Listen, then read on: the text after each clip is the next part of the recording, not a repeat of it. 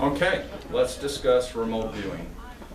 The two most popular features in surveillance systems these days is remote viewing and motion activated recording. What is remote viewing? Remote viewing is the ability to view live video through smartphones, through tablets, through the internet, and through home or business networks. It's the ability to manage and view your system without being in front of the DVR. Now, what we're going to go through applies to all surveillance systems. As far as setting up remote viewing, it's usually the last thing you do with your system. You bring the cameras in, you get the DVR working with the cameras, everything's plugged in, working great. There's only one connection that's required to get remote viewing going, and that is the DVR has a network connection, and you simply take a network cable, Cat 5, Cat 6, it doesn't matter, just a standard network cable. You plug it into there, and then you plug the other end into your internet modem. That's it. That is the hardware setup for remote viewing. You can go through a switch. So for example, maybe you can't get a cable from your DVR to your modem, but you do have switches maybe in a business, in a warehouse, or in your basement of your home. You have a switch that is connected to the modem. Then you can simply just connect the DVR to the switch, and the switch has a cable going to the modem, and that's the same thing as direct connect. Okay? That achieves the same thing. But that connection right there is all that you have to do. As far as setup goes with our systems, you have two options. Make that connection, and you have to be on site. You can't make the connection and then go home and call up and want to finish remote viewing. You have to be on site with the DVR. There's a Quickstart guide you can pick up and follow, and it tells you what to do. But we recommend just making this connection and then calling our 800 number and letting our tech guys either walk you through it, or you can actually give them access to it and they can log on and set it up for you, make sure everything's working right. Average setup time is 5 to 10 minutes. If we run into problems, we may have to, with your help, call your internet provider and have them open a port, because a lot of internet providers will close all access ports, and like port 80 needs to be open for access. We'll talk about that in a minute. Okay, now as far as this link from the DVR to your modem, you'll notice this is a wireless modem. There is no wireless connection that you can use from the DVR to the modem. You have to hardwire it. People might think, well, why that in this day and age with wireless? Why is that? You've got multiple cameras streaming high definition video, 30 frames a second, into the DVR.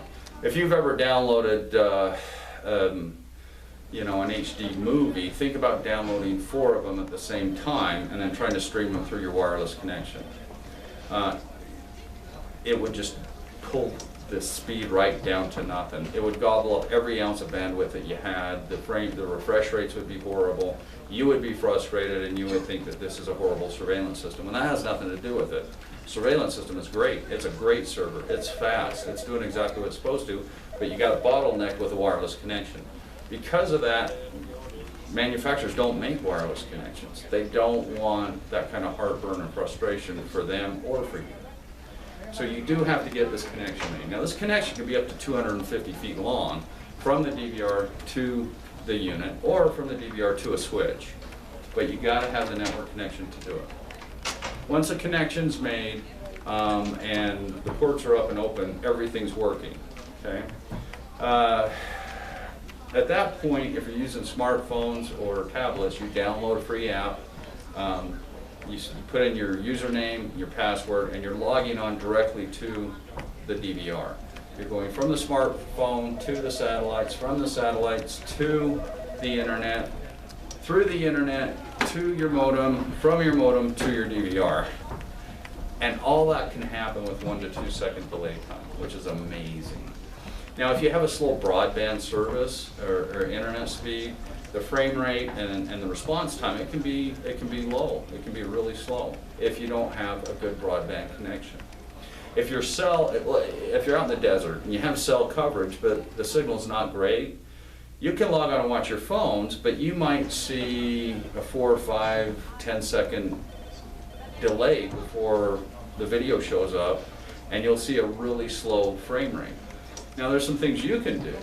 If you're in a bad spot and that's happening, instead of having all 4 cameras or 8 cameras or whatever you're doing on one screen, you can just choose one camera, pull that up, and now you're just streaming one camera to the phone rather than 4. Okay, so there's some adjustments that you can do that way.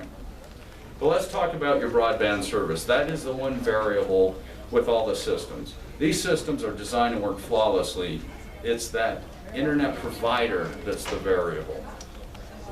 The service you have has to be broadband, and it can't be satellite. It can't be wireless. Like HughesNet is a good example of a good satellite provider. They won't play ball. They won't open the port needed for you to have access because they know how much data you're going to be uploading, and they know it's going to be frustrating, it's not going to work.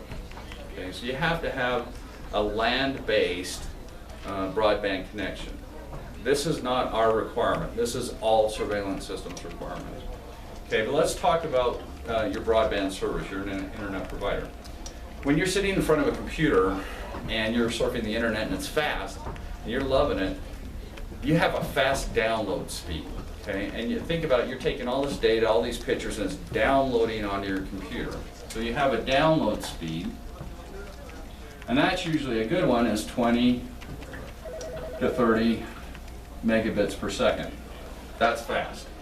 The problem is, a lot of these providers tell you about that, but they don't tell you that your upload speed is 1 to 2 megabits per second. Oh, why would you do that? And it's like, well, it's because it's not used that often, because how often do you upload things to the internet? You know, you might do something and send an email. It doesn't take 20 to 30 megabits to send an email. But you're uploading a large amount of information. And so for HD surveillance systems, you really need 4 megabits or faster, okay? 1 to 2 will work, but you're going to be back to that slow frame rate, that slow connection, and you're going to be frustrated with it. It's not our system. It's your internet provider and the speed. So if that's happening, or before you do connection, you might want to call your internet provider and ask them what your upload speed is. And if it's less than 4, ask them to increase it. It's that simple. Initial setup, like I said, takes maybe 10 minutes, but once in a while they'll block a port needed. They'll do it for a security reason, and they just do it to everything. They just, now we're turning off the port. So you may have to call your internet provider once we get things set up and say, hey, can you turn on port 80, please? And right from a computer, they can turn on what's needed. If they'll follow our instruction, they'll turn it right on, everything will work. That's really the only difficulty we run into on occasion with remote viewing. And it's not that common. Okay, now security-wise, well, I'm not connecting that thing to the internet, you never know. This is not a computer. This is not a PC, and this is not a Mac. It's a hardware-based solution. And what that means is that it's not vulnerable to viruses, it's not vulnerable to attacks. You can't hack into them. It's hardware-based. That's what makes them so reliable. That's why they run for years. That's why you put your surveillance DVR like mine, I put it in my furnace room of all places, and I use my computer upstairs to log on and view it. I don't go downstairs once a week and make sure it's working, because I know it's working. It's always working. It's a hardware-based solution. And they just work. But that gives you an example, and how I use mine, that's a good example of what you can do with remote viewing. So I took my DVR, put it in the furnace room, I had a switch down there, I plugged it into the switch was already in the modem. Now my computer, which is also plugged into the internet modem, I can log in from my computer upstairs. The signal never leaves and goes into the internet. I'm just going through my network down to the DVR. There's absolutely 0 delay in frame rate. There's 0 drop in quality. It's just like being in front of the DVR. I just don't have to stand in my furnace room to view things and playback. I do it from there. And I can do the same thing from my work computer. I can log on from my home. I can change parameters. I can turn things on. I can do playback. I can view live video. It's a very powerful tool. And the initial setup, once it's set up, you're good to go and it's working.